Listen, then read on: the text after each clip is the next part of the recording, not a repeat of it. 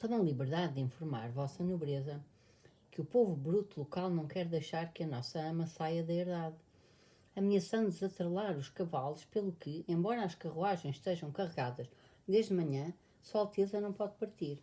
Não pode ser, exclamou Rostov. Tenho a honra de lhe relatar toda a verdade, repetiu Alpátych. Rostov apiou-se e, tendo entregado o cavalo ao impedido, foi com Alpátych para o solar, interrogando pelo caminho sobre os pormenores do caso. Na verdade, a proposta da princesa de dar o pão senhorial aos mugigos, feita no dia anterior, e a conversa dela com Drone e com a Assembleia dos Mugigos tinham piorado de tal forma a situação que Drone entregou mesmo as chaves e juntou-se aos mugigos, já não aparecendo quando era chamado por Alpátych. E também de manhã, quando a princesa deu ordem de atrelar os cavalos para partir, os mugigos juntaram-se em grande número perto do celeiro e mandaram dizer por um emissário que não deixariam a princesa sair da aldeia, que havia ordens para toda a gente ficar e que desatrelariam os cavalos. Alpátych foi ter com eles para os chamar à razão, mas responderam, quem falava era principalmente Carpe, Drone estava no meio da multidão e não se mostrava, que não era possível a princesa partir porque havia uma ordem nesse sentido, e que se a princesa ficasse, eles continuariam a servi-la como antes e obedecer-lhe em tudo. No momento em que Rostov e Ilian galopavam pelo caminho, a princesa Mária, apesar de Alpátych, a ama e as criadas tentavam dissuadi-la, mandou atrelar e quis partir. Porém, ao avistarem os cavaleiros no caminho, tomaram-nos por franceses, os cocheiros fugiram e em casa as mulheres desataram em alto choro. Paizinho, nosso pai, foi o próprio Deus que te mandou, diziam vozes enternecidas quando Rostov atravessava o vestíbulo. A princesa Mária, desconcertada e impotente, estava na sala quando levaram Rostov para junto dela.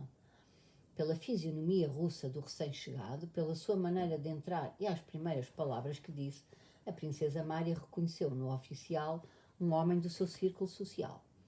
Olhou para ele com os seus olhos profundos e luminosos e falou com ele numa voz entrecortada e tremente de emoção.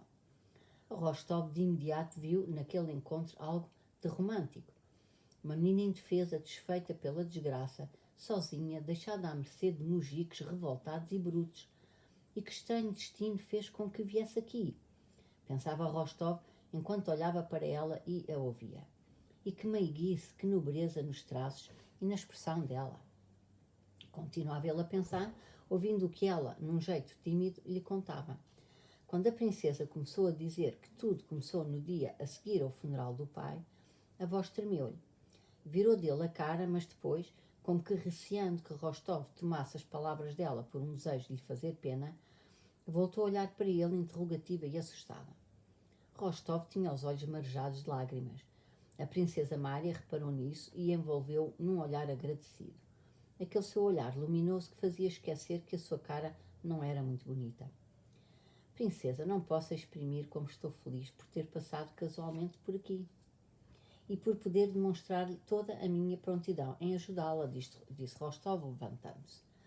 Faça o favor de se pôr a caminho e juro-lhe por minha honra que ninguém se atreverá a causar-lhe qualquer desgosto caso me autorize a escoltá-la. E com uma vénia respeitosa, como fazem às senhoras de sangue real, dirigiu-se para a porta. Rostov queria mostrar com o seu tom respeitoso que, embora considerasse uma honra tê-la conhecido, não queria aproveitar-se da sua situação infeliz para se tornar seu amigo próximo. A princesa Mária apreciou muito esta atitude. Agradeço-lhe muito, muito, disse-lhe em francês, mas espero bem que toda esta situação não passe de um mal-entendido e que as pessoas não sejam culpadas. A princesa de repente desatou a chorar. Desculpe, disse ela. Rostov, carregando o sobrolho, voltou a fazer-lhe uma vénia profunda e saiu da sala. 14. Então, que tal? É bonita? A minha, de cor-de-rosa, é um encanto, amigo, e chama-se Dunyasha. Mas ao olhar para a cara de Rostov, Ilin calou-se. Via-se que o seu herói e comandante estava num estado de espírito muito diferente. Rostov voltou raivosamente a cabeça para Ilin e, sem responder, caminhou num passo estugado na direção da aldeia. Eles vão ver como é que é, os bandidos, dizia de si para si. Alargando o passo e tentando não correr, como se trotasse, foi a muito custo que Alpátych conseguiu apanhá-lo. Que decisão toma a vossa nobreza? Perguntou. Rostov parou e, cerrando os punhos, avançou com ar ameaçador para Alpátych. Decisão? Qual é a minha decisão? Velho tratante, gritou-lhe. O que andaste a fazer? Hã? Os mujicos amotinam-se e tu não sabes ter mão neles. Tu próprio és um traidor. Eu conheço-vos bem, arranco-vos a pele. E, como se não quisesse desbaratar em vão as suas reservas de exaltação, largou Alpátych e seguiu rapidamente em frente. Alpátych, reprimindo a ofensa, apressou-se atrás de Rostov e continuou a fazer-lhe as suas considerações. Dizia que os mujicos viviam no obscurantismo e que, tal como se apresentava a situação, seria imprudente fazer-lhes frente sem um destacamento militar e que, portanto, talvez fosse melhor mandar primeiro chamar os militares. Eu dou-lhes o destacamento militar. Eu já lhes digo como é fazer-lhes frente, murmurava Nikolai, sufocado de raiva insensata, animalesca e da necessidade de descarregar essa raiva. Sem refletir no que ia fazer, num passo rápido e resoluto, aproximava-se inconscientemente da multidão. Enquanto mais se aproximava, mais Alpátych sentia que, afinal, o procedimento imprudente de Rostov podia ter bons resultados. Sentiam o mesmo os mujicos ao verem a passada rápida e firme do oficial, o seu rosto decidido, de sangue carregado. Quando o grupo de hussardos entrou na aldeia e um deles, Rostov, foi aos aposentos da princesa, criou-se o embaraço e a discórdia entre a multidão. Alguns mujicos começaram a dizer que os recém-chegados eram russos e que eram capazes de não gostar de que não se deixasse partir a menina. Dron era da mesma opinião, mas bastara-lhe exprimi-la para que Karp e outros mujicos se atirassem ao ex-regedor. Quantos anos andaste a espezinhar a comunidade? Gritava-lhe Karp. Para ti tanto faz, desenterras o mielheiro, leva-lo e não te importas que as nossas casas fiquem arruinadas. Foi decidido que houvesse ordem e que ninguém abandonasse a sua casa e ninguém levasse nada, e é assim que tem que ser, gritava o outro. Calhou a sorte ao teu filho, mas entregaste o meu vanca para a recruta. Interveio derrompante um velho atacando Dron. Poupaste o teu bácoro. Para todos há de chegar a hora da morte. É verdade, para todos. Eu não renego a comunidade, disse Dron. Ele não renega, mas olha para a barriga que ele ganhou. Os dois esgroviados bêbados continuavam na sua parlenga. Mal Rostov se acercou da multidão acompanhado por Ilyin, Lavrushka e Alpátych, Karp, metendo os dedos na cinta e sorrindo ao de leve, sorriu para a frente. Dron, pelo contrário, recuou para o meio da multidão. Esta apertou-se. Quem é aqui o regedor? Gritou Rostov, avançando para a multidão em passo rápido. O regedor? Para que quer o regedor? Perguntou Karp. Não teve tempo de terminar quando uma pancada forte lhe fez abanar a cabeça e voar o chapéu. Tirar os chapéus, traidores! Gritou Rostov numa voz cheia. Onde está o regedor? Insistiu em fúria. Está a chamar o regedor, o regedor. Dron Zakharich, é para si. Ouviram-se vozes submissas, chapéus começaram a ser tirados das cabeças. Não nos amotinamos, cumprimos as decisões, só isso, disse Karp, e várias pessoas atrás dele começaram a falar no mesmo tempo. Tem de ser como os velhos decidiram, senão já há chefes a mais. Caluda, revoltaram-se, bandidos traidores, berrou Rostov sem tino, com a voz alterada, agarrando Karp pela gola. É amarrá-lo já, gritou, embora não houvesse ninguém para o amarrar, a não ser Lavrushka e Alpátych. Lavrushka, no entanto, precipitou-se para Karp e agarrou-o por trás pelos braços. Vossa nobreza quer que chame os nossos que estão por trás da colina, gritou. Alpátych disse 2 nomes de mujicos, chamando-os para que amarrassem Karp. Os 2 mujicos saíram obedientemente do meio da multidão e começaram a tirar as faixas da cintura. Onde está o regedor? Gritou Rostov. Dron, carrancudo e pálido, saiu do meio da multidão. És tu, amarra-o, Lavrushka, gritou Rostov, como se também esta ordem não pudesse ter qualquer obstáculo. E, de facto, mais 2 mujicos começaram a amarrar as mãos de Dron, que, para os ajudar, tirou a sua faixa e deu-a aos homens. E vós dirigiu-se Rostov aos mujicos. Para casa todos já, e que eu não vos ouça mais. Connosco tudo bem, não fizemos ofensa nenhuma. Foi só por estupidez, por assim dizer. Foi só uma asneira. Eu não te disse que isto assim não estava bem. Ouviram-se as vozes dos homens censurando-se uns aos outros. Eu bem vos dizia, interveio Alpátych, recuperando a sua autoridade. Isto é feio, rapazes. Foi estupidez nossa, Yakov Alpátych, respondiam as vozes, e a multidão começou a dispersar-se pela aldeia. Os 2 mujicos amarrados foram levados para o terreiro senhorial. Os 2 bêbados foram atrás deles. Agora é que se vai ver, dizia um dirigindo-se a Carpe. Como é que se pode falar assim com os senhores? O que é que te deu? Parvo, confirmava o outro. É um verdadeiro parvo.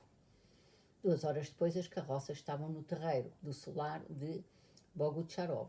Os mujicos, pressurosa e animadamente, tiravam para fora a bagagem senhorial e carregavam-na nas carroças. E Drone, que por desejo da princesa Mária foi tirado do cubículo do vão da escada onde fora preso e posto em liberdade, estava agora no quintal a comandar os mujicos. Não ponhas isso à toa, dizia um mujico de cara redonda e sorridente, tomando um escrinho das mãos da criada. Isto também custou dinheiro. Pões isto de qualquer maneira, ou debaixo da corda, e estraga-se. Não gosto disto assim. Gosto das coisas bem feitas como manda a lei. Põe-no aqui debaixo da esteira e cobre-o com feno. Fica bem. Uma beleza. Ana, tantos livros, disse outro mujico que carregava com os armários da biblioteca do príncipe Andrei. Cuidado, não arrasquenhes isso. Mas que peso, rapaz. Olha que os livros são bem grossos. Pois, fartaram-se de escrever, disse um mujico alto, de cara redonda, piscando significativamente o olho e apontando para os volumosos dicionários postos em cima. Rostov, que não queria impor a sua convivência à princesa Mária, não entrou em casa dela, ficando na aldeia à espera que ela saísse. Quando as carruagens da princesa partiram, Rostov montou o cavalo e acompanhou-as até o caminho onde estavam acampadas as nossas tropas, a 12 verstais de Bogucharov. Em Yankovo, despediu-se da princesa numa estalagem, respeitosamente permitindo-se pela primeira vez beijar-lhe a mão. Como pode dizer essas coisas? Reagia Rostov, corando às expressões de gratidão dada pela sua salvação. Era assim que a princesa Mária caracterizava a ação dele. Qualquer polícia faria o mesmo. Se a nossa luta fosse apenas com mujicos, o inimigo não avançaria tanto, disse ele, envergonhado e tentando desviar a conversa. Estou feliz apenas por ter tido a ocasião de a conhecer. Adeus, princesa, desejo-lhe felicidade e que encontre algum consolo. E quero dizer que teria gostado de me encontrar consigo em circunstâncias mais felizes. Se quer que eu não core, por favor, não me agradeça. A princesa Mária, porém, deixando-lhe agradecer com palavras, continua a agradecer-lhe com a expressão do seu rosto a irradiar gratidão e ternura. Não acreditava que o feito dele não merecesse gratidão, pelo contrário, não tinha dúvidas de que se não fosse ele, os amotinados ou os franceses a levariam à morte. Que ele, para a salvar, se expusera a perigos terríveis e evidentes, e era ainda mais incontestável para ela que Rostov era um homem de alma elevada e nobre, capaz de compreender a sua situação e a sua desgraça. Os olhos honestos e bondosos de Rostov, marejados de lágrimas, quando a princesa, a chorar, lhe falou da sua perda, não lhe saíam da imaginação. Quando se despediram e a princesa Mária ficou sozinha, sentiu que as lágrimas lhe vinham aos olhos e então, já não pela primeira vez, surgia-lhe a pergunta: seria que o amava? Isto foi rápido. Depois, no caminho para Moscou, apesar da situação da princesa não ser feliz, Dunyasha, que ia com ela no mesmo coche, reparou que a princesa, assomando por várias vezes a cabeça do janelo aberto, sorria e que o seu sorriso era alegre e triste ao mesmo tempo. Que mal tem se me apaixonar por ele, pensava a princesa Mária. Por mais vergonha que sentisse ao confessar a si mesma que estava apaixonada por um homem que talvez nunca viesse a corresponder ao seu amor, consolava-se pensando que ninguém alguma vez o saberia e que não se sentiria culpada se até ao fim da sua vida amasse pela primeira e última vez. Por vezes recordava os olhares, a compaixão, as palavras dele, e então a felicidade já não lhe parecia impossível de todo. E era então que Dunyasha via a princesa sorrir a olhar pelo janelo do coche. Quis o destino que ele fosse a Bogucharov precisamente neste momento, pensava a princesa Mária. E quis o destino que a irmã dele recusasse o príncipe Andrei. Em tudo isso, a princesa Mária via a vontade da providência. Quanto a Rostov, a impressão que lhe causou a princesa Mária foi muito agradável. Quando se lembrava dela, ficava bem disposto. Mas quando os camaradas, ao saberem da aventura dele em Bogucharov, lhe diziam em tom de brincadeira que ele tinha ido procurar feno, mas apanhara uma das noivas mais ricas da Rússia, Rostov zangava-se. E zangava-se precisamente porque a ideia de casar com a simpática e meiga princesa Mária possuidora de uma fortuna enorme, por mais de uma vez lhe passara involuntariamente pela cabeça. Nikolai não podia desejar para si uma esposa melhor do que a princesa Mária. O casamento dela faria a felicidade da velha condessa, sua mãe. Poria em ordem a fortuna de seu pai. E também, Nikolai sentiu, faria feliz a própria princesa Mária. E a Sónia, e a promessa que lhe fizera. Era por isso que Rostov se zangava quando ouvia as brincadeiras sobre a princesa Bolkonskaya.